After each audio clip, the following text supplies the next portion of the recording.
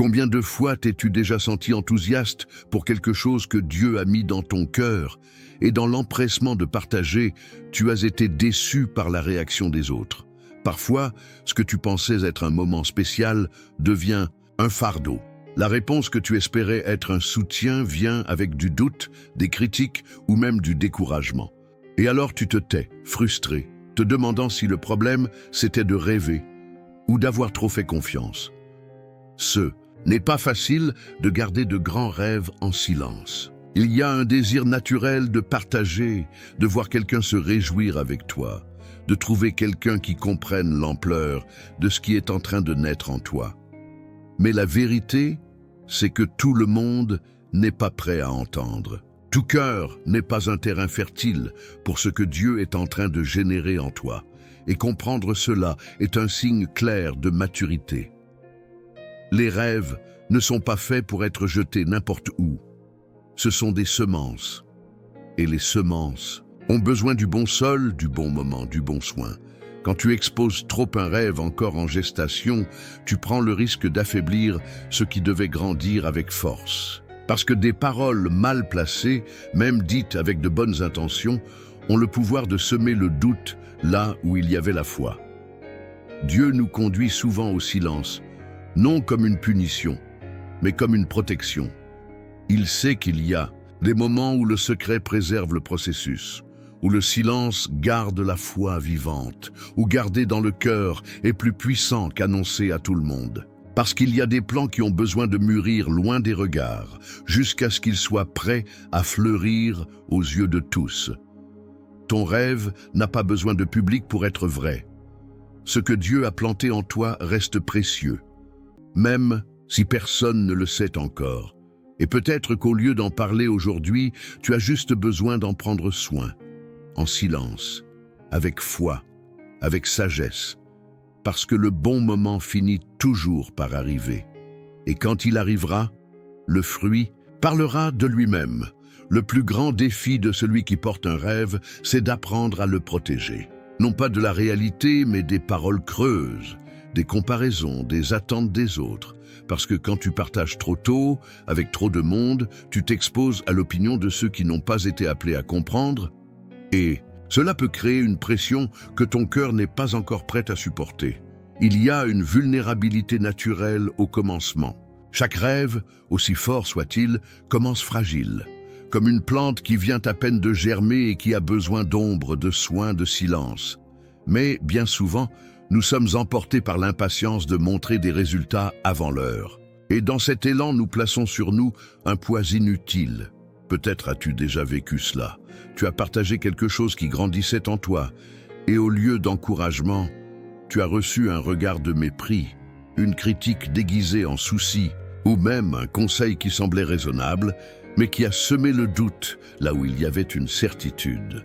Et alors, tu as commencé à remettre en question si ce rêve venait vraiment de Dieu, non pas parce qu'il a changé, mais parce que tu as laissé d'autres voix entrer.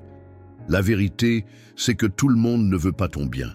Tout le monde ne va pas célébrer ce que Dieu t'a confié. Certains ne comprendront pas, d'autres seront envieux, et d'autres encore seront simplement incapables de voir ce que toi tu vois. Et tout cela ne doit pas te faire abandonner, mais t'amener à choisir avec sagesse ce que tu dis, quand tu le dis et à qui tu le dis. Le problème n'est pas de rêver, c'est de ne pas protéger le rêve.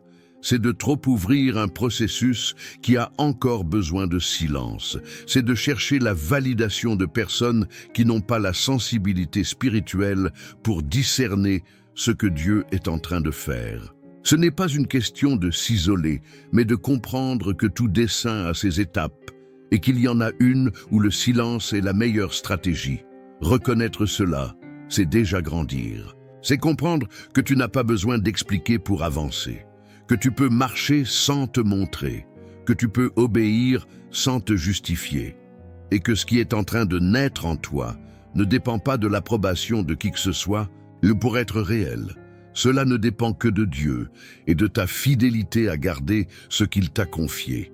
La Bible nous montre, avec simplicité et profondeur, qu'il y a de la sagesse à garder dans son cœur ce que Dieu révèle.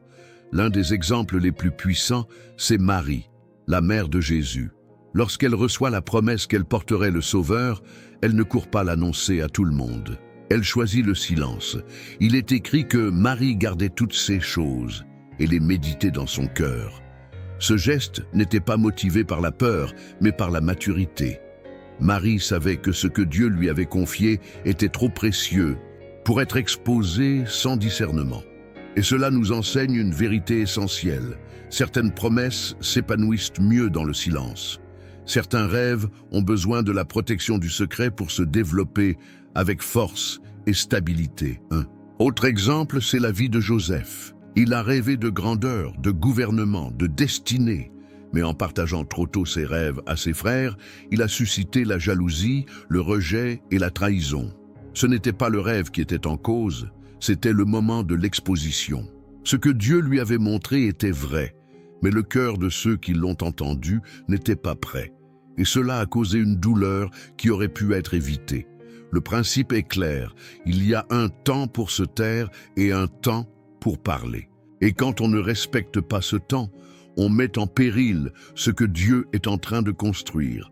Cela ne veut pas dire qu'il faut cacher par peur, mais discerner avec sagesse. Le silence dans la vie spirituelle n'est pas un vide, c'est une protection. C'est le lieu où Dieu façonne, ajuste, fortifie. Ce principe reste vrai aujourd'hui. Dieu ne révèle pas ses plans à tout le monde. Il partage ses visions avec ceux qu'il veut utiliser. Mais avec la révélation vient la responsabilité. Il veut voir qui est capable de garder, de méditer, d'attendre le moment juste. Car celui qui s'est gardé dans son cœur se prépare à porter ce qui viendra ensuite. Ne sous-estime pas le pouvoir du silence. Il peut être le bouclier qui empêche des paroles mal placées de fragiliser ta foi. Il peut être le pont entre la promesse et son accomplissement. Et surtout, il peut être l'espace où Dieu continue de parler, sans distraction, sans interférence, juste entre toi et lui. Faire confiance à Dieu, c'est souvent choisir le silence quand tout en toi a envie de proclamer. C'est décider de garder ce qui a été semé, même quand l'envie de montrer est forte. Parce que la foi, ce n'est pas seulement croire en ce qui viendra, c'est aussi protéger ce qui a déjà été planté. C'est croire que, même sans exposition, ce que Dieu a promis est en train de prendre forme. Grandir dans la foi, c'est comprendre que la validation des autres n'est pas la base du dessein.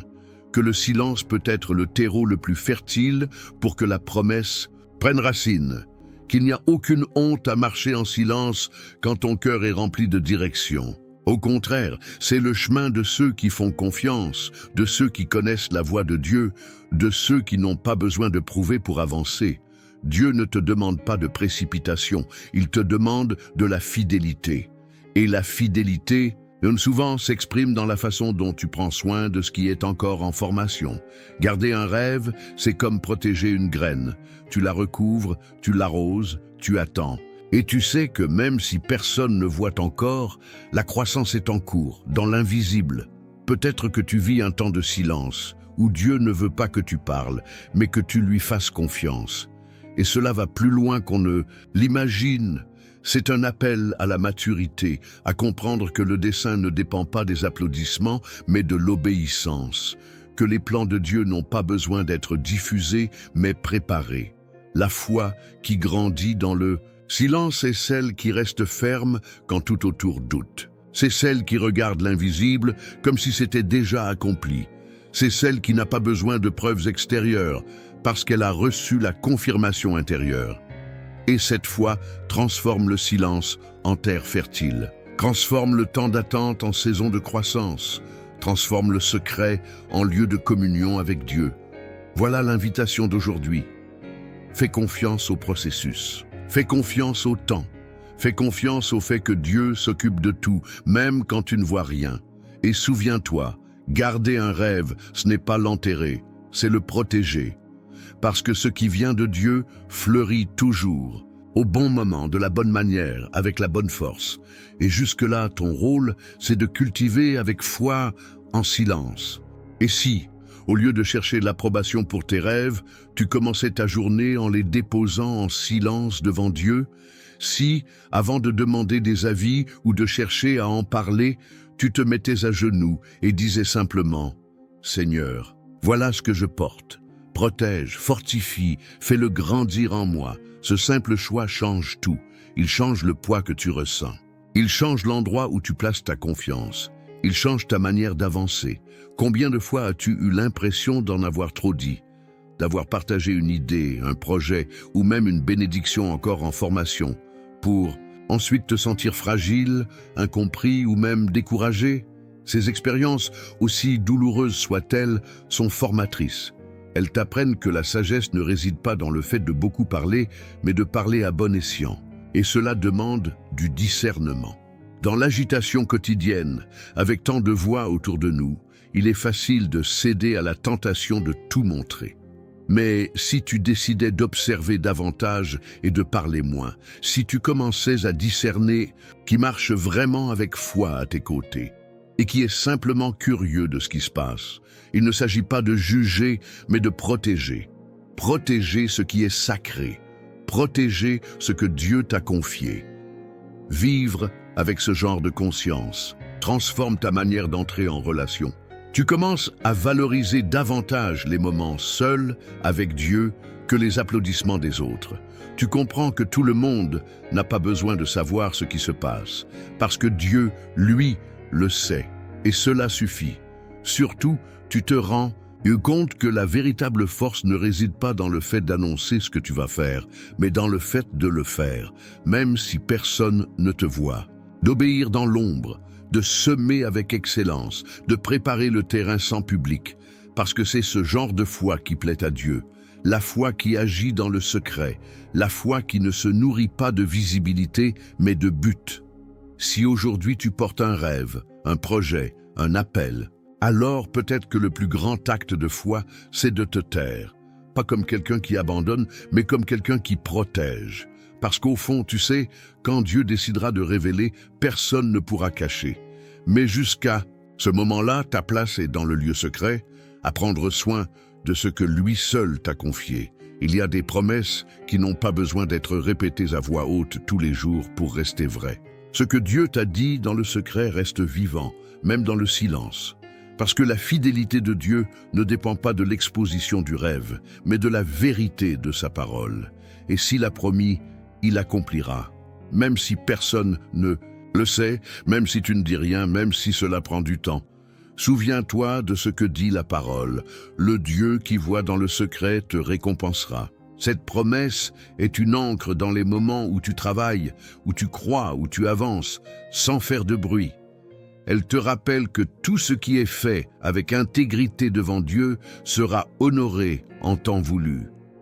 Le silence qui semble insignifiant, aujourd'hui sera demain reconnu comme faisant partie des fondations de ta victoire. Dieu a aussi promis que ses plans sont plus grands que les nôtres. Et quand il cache quelque chose, c'est par précaution. Quand il t'invite à garder un rêve, ce n'est pas pour te frustrer, mais pour te protéger. Pour empêcher que des paroles mal placées n'affaiblissent ce qui est encore en construction. Pour que, le moment venu, tu sois assez fort pour porter ce qu'il veut te confier. D'autres promesses viennent aussi soutenir ce processus. Celles qu'il donne de la force à celui qui est fatigué, qu'il renouvelle les forces de ceux qui espèrent en lui, qu'il achèvera toute bonne œuvre qu'il a commencée. Ces vérités montrent que même quand tout semble immobile, Dieu agit. Il façonne, il ajuste, il prépare. Et tout cela suit le rythme de l'éternité, pas celui de l'impatience. Les promesses de Dieu n'ont pas besoin d'être sans cesse justifiées devant les autres. Elles doivent être crues et vécues. Parce que lorsque tu vis par la foi, tes actions parlent plus fort que tes mots. Quand tu fais confiance, le ciel bouge même si la terre semble figée. Quand tu attends avec sagesse, le temps devient ton allié.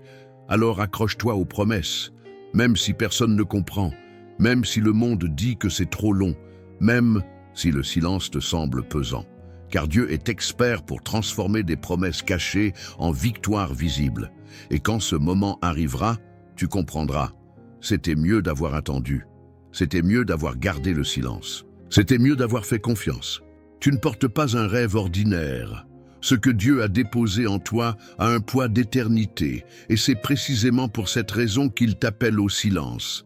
Car celui qui porte quelque chose de grand doit d'abord apprendre à protéger avant de révéler. Il doit être formé à la discrétion, à l'endurance, à la fidélité sans projecteur. L'appel qui vient de Dieu exige de la préparation, et une grande partie de cette préparation se fait dans le secret. Les plus grandes destinées ne se construisent pas sous les feux des projecteurs. Elles naissent dans des instants de solitude, de prières silencieuses, de renoncements que personne ne voit. Elles prennent de la force lorsque tu choisis de continuer, même sans reconnaissance, lorsque tu choisis d'obéir, même sans explication.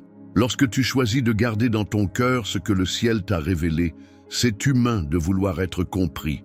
On aimerait que les autres voient, croient, se réjouissent avec nous. Mais il y a des saisons de l'appel où Dieu permet l'anonymat. Il permet le silence, parce qu'il construit quelque chose en toi qui a besoin de structure.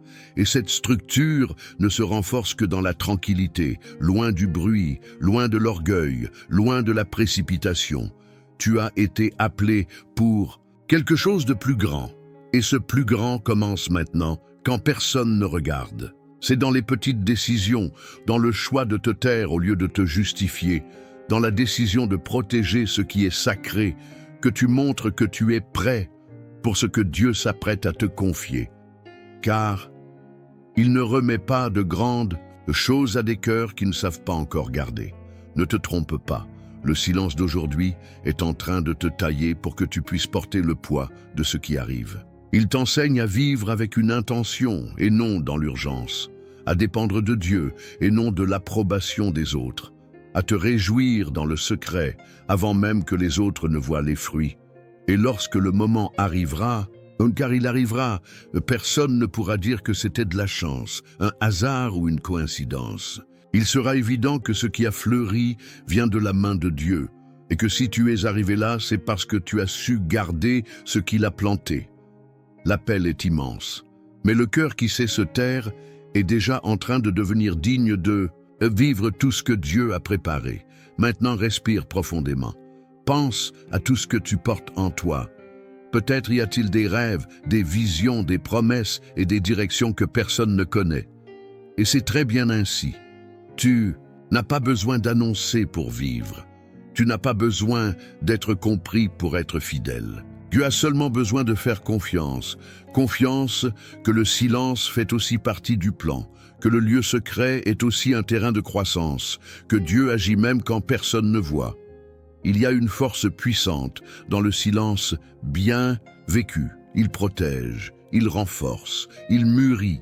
Il prépare ton cœur à ce qui va venir et surtout, il préserve ce qui est sacré. Parce que les rêves ne sont pas faits pour être exhibés, ils sont faits pour être obéis, pour être cultivés, arrosés avec foi et confiés jour après jour à Dieu qui en est l'auteur.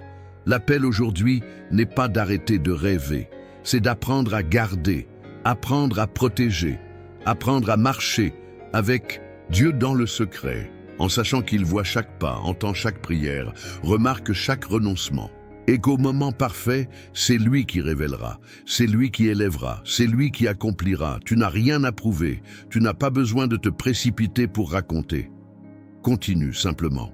Continue en silence s'il le faut. Continue de croire, même si personne ne comprend. Continue de faire confiance, même sans réponse immédiate. Parce que le ciel te suit pas à pas. Et Dieu ne se contente pas de connaître tes rêves, il en est l'auteur. Si tu croyais vraiment que Dieu est au contrôle, à quoi ressemblerait ta vie aujourd'hui? Avant de partir, respire profondément. Remets tes inquiétudes à Dieu, il s'occupe de tout.